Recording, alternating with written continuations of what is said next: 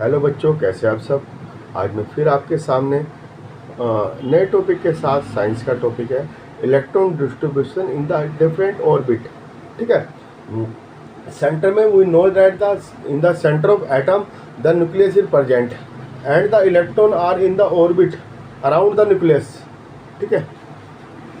ठीक है, मैं आपको बताने जा रहा हूँ कि ये सेंटर में न्यूक्लियस होती है ना, ये ऑर्बिट होती है। ठीक है, सेंटर में न्यूक्लियस है, ऑर्बिट। ठीक है, ऑर्बिट सेकंड, ऑर्बिट थर्ड। ठीक है, और इसे कहते हैं 1 2 3 KLM, है ना। न्यूक्लियस में क्या होता है, न्यूक्लियस में होंगे प्रोटॉन प्लस न्यूट्रॉन एंड यहाँ पे होंगे इलेक्ट्रॉन। ठीक है, डिस्ट्रीब्यूशन कैसे होता है इसका, इसके लिए बोर ने बताया था कि around the nucleus the electron are present in the different orbit. ठीक है, लेकिन डिस्ट्रीब्यूशन कैसे होगा, कौन सी ऑर्बिट में कितने रहेंगे, तो उसका फॉर्मूला है 2n²। n is the number of orbit. ठीक है, मान लो फर्स्ट ऑर्बिट है, ये फर्स्ट में 2 है ना, 2 × 1² इजिकल टू 2 इलेक्ट्रॉन।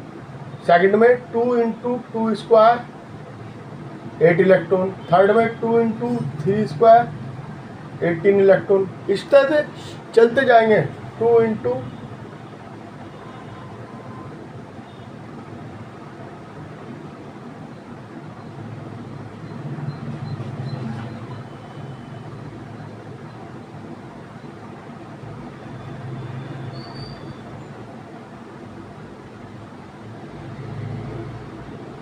ठीक है, इस तरह से ये चलता रहेगा procedure.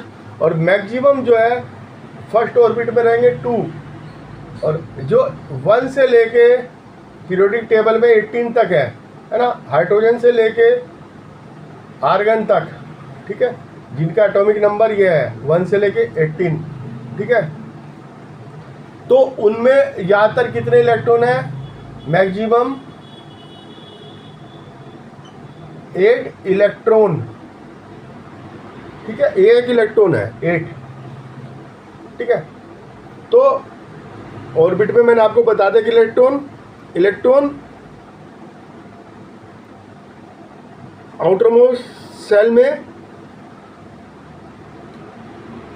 Outer most shell contain maximum 8 electron and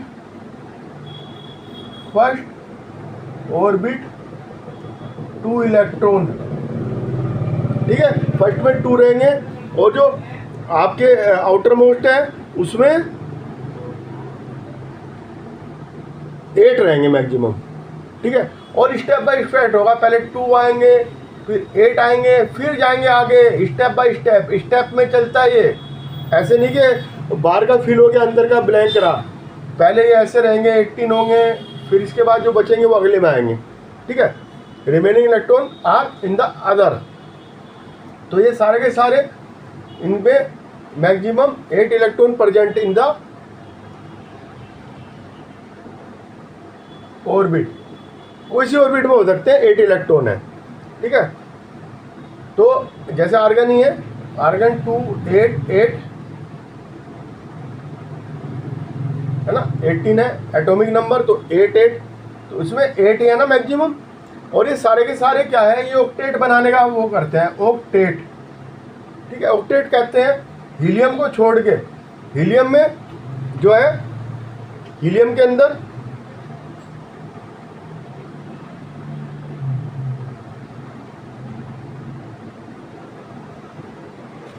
दो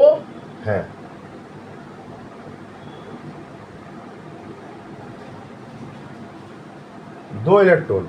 अगर फर्स्ट ऑर्बिट में 2 इलेक्ट्रॉन है तो वो क्या होगा, स्टेबल।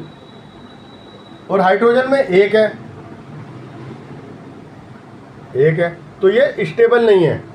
ये 2 इलेक्ट्रॉन एक देगा, शेयरिंग करेगा, चाहिए